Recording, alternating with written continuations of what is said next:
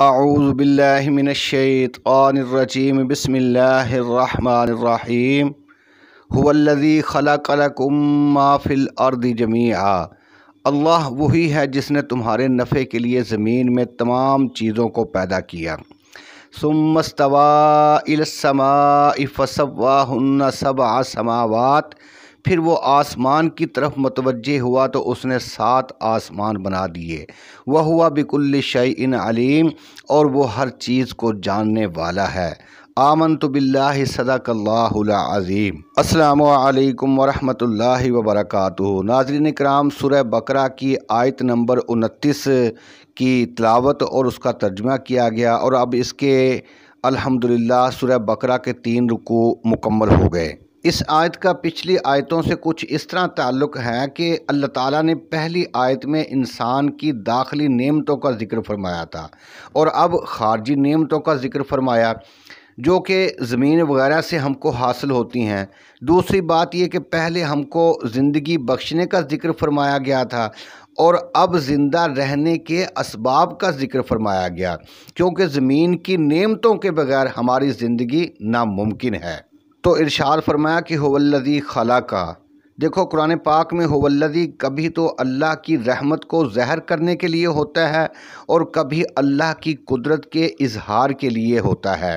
یہاں دونوں مقصد ہو سکتے ہیں، یعنی کہ اللہ تعالیٰ وہ قدرت والا ہے یا وہ رحمت والا ہے، اور کبھی کسی خاص بندے کی عظمت کو ظاہر کرنے کے لیے بھی هو الذی آتا ہے۔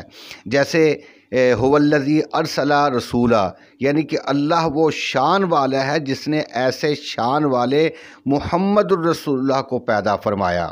یہاں حضور کی شان کا اظہار مقصود ہے، یعنی کہ اے لوگو، اگر میری شان دیکھنی ہے تو میرے اس محبوب کی شان کو دیکھو۔ مفسرین کرام فرماتے ہیں یہاں خالق کا قدر کے معنی میں ہے، یعنی کہ اس رب نے تمہارے لیے زمین کی ساری نعمتوں کو مقرر فرمایا، کیونکہ اس آیت کے نازل ہونے کے وقت نہ تو ساری چیزیں پیدا ہوئی تھی اور نہ سارے انسان پیدا ہوئے تھے۔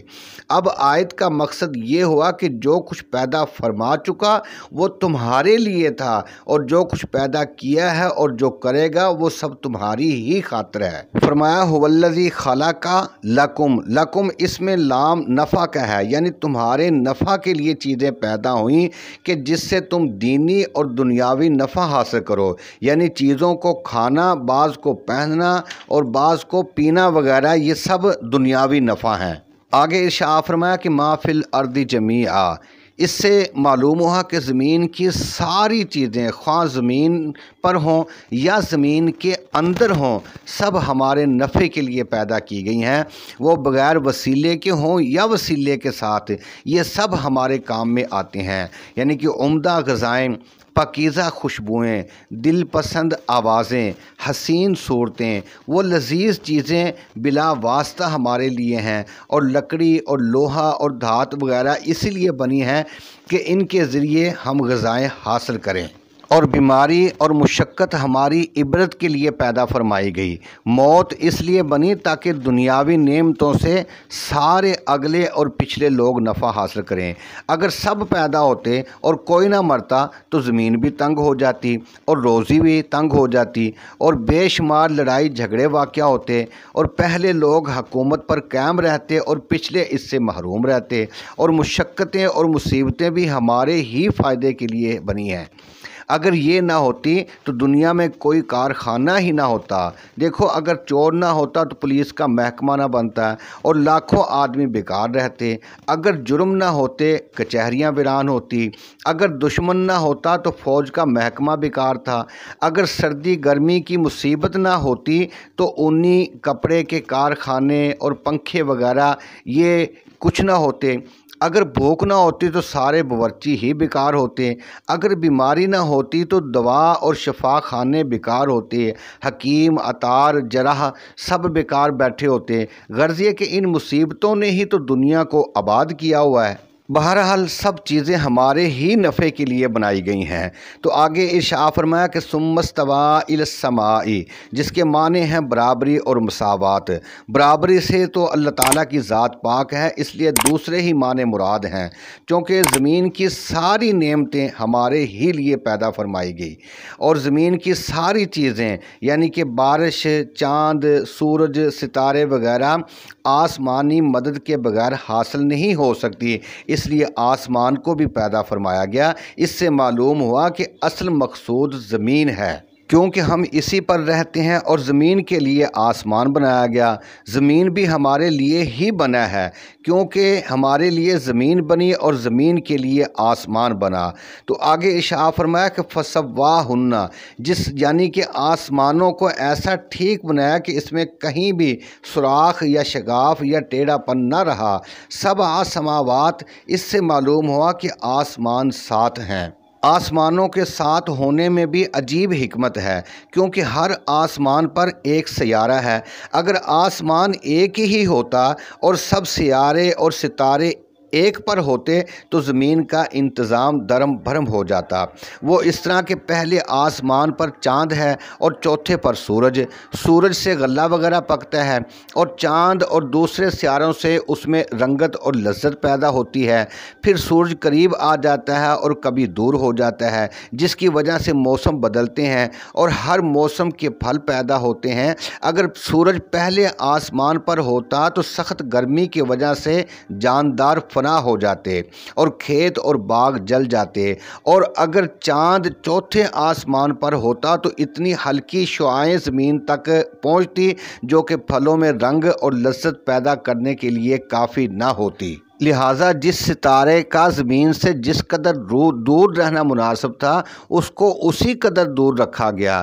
انہی فاصلوں کے فرق کے لیے 7 آسمان بنائے گئے، اور ان میں سینکڑوں حکمتیں ہیں جس کو انسان نہیں جانتا، ابھی جاننے کی کوشش کرتا ہے اور کوشش کرتا رہے گا۔ آگے فرمایا کہ وَهُوَ بِكُلِّ شَيْءٍ عَلِيمٌ، اس میں یہ بتایا گیا کہ رب نے جو کچھ بھی فرمایا بہت علم کے ساتھ پیدا فرمایا، یوں ہی بے فائدہ نہ بنایا۔ جس چیز کو جہاں رکھا اور جس کو جیسا بنایا اس کو ویسا ہی ہونا چاہیے تھا۔ اور اس میں یہ بھی بتایا جا رہا ہے کہ جس طرح عالم کا ذرہ ذرہ ہمارے علم میں ہے، ایسے ہی تمہارے جسم کے سارے اجزاء ہمارے علم میں ہیں، خواہ وہ اجزاء تمہارے مرنے کے بعد ہوا میں اڑا دیے جائیں یا پانی میں بہا دیے جائیں یا ذروں کے ساتھ مل جائیں، اور پھر ان بکھرے ہوئے اجزاء کو جمع کر کے ان میں دوبارہ روح ڈالنا ہمارے لیے، ہمارے واسطے کوئی مشکل کام نہیں ہے۔ مشکل تو اسے ہو جس کے علم میں کچھ کمی ہو یا قدرت میں کمی ہو، لہٰذا تم قیامت کا انکار نہ کرو۔ غرض یہ کہ سارا عالم اجسام انسان کے لیے بنا، اس لیے آدم علیہ السلام تمام مخلوق سے پیچھے ہوئے، اور جب انسان فنا ہوں گے تو قیامت آ جائے گی، اور جن بستیوں پر انسانوں کے گناہ کی وجہ سے عذاب آئے اور وہاں ساری مخلوق فنا کر دی گئی کہ جب اصل مقصود نہ رہا تو تابع چیزوں کا رہنا بھی بیکار ہے۔ خلاصہ تفسیر یہ ہے کہ اللہ تعالیٰ نے جب اپنی پہلی نعمت یعنی انسان کو زندہ کرنا یاد دلایا، جیسا کہ پچھلی آیت میں فرمایا گیا تھا کہ تم مردہ تھے، ہم نے تمہیں زندہ کیا، تو اب ان نعمتوں کا ذکر فرمایا جا رہا ہے جس پر زندہ رہنا موقوف ہے، یعنی کہ تم اس رب سے کیوں منہ موڑتے ہو جس نے تم کو نیست سے ہست کیا اور پھر موجود کر کے تم کو یوں ہی بے سر و سامان نہ چھوڑا، بلکہ اس نے محض تمہاری خاطر زمین اور اس کی ساری نعمتیں پیدا فرمائی،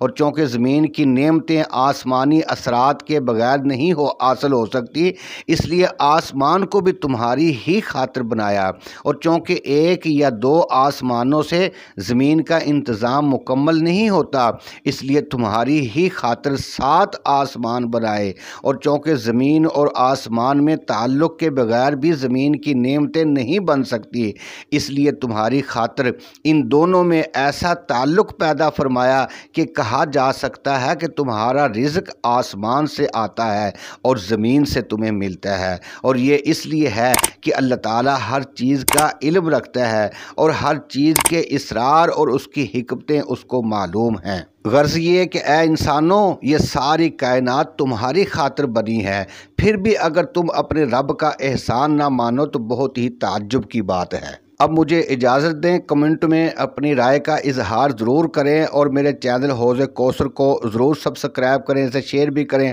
اللہ دے حوالے۔